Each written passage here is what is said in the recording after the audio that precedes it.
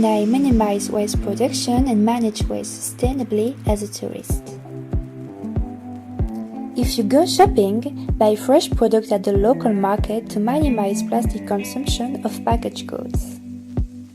And always carry a reusable bag with you to not receive a new plastic bag. When going on the trip or at the beach, always make sure to throw the waste in the proper bin. Don't throw cigarette butts on the ground. In case there is no bin around, you can take a pocket ashtray to allow you to keep it and throw it later. Avoid single-use items. Use a reusable bottle or cup for beverages on the go and a Tupperware with reusable cutlery kit if you need to take away food. Participate as a volunteer in beach cleanups or general cleaning action. You can be a great help.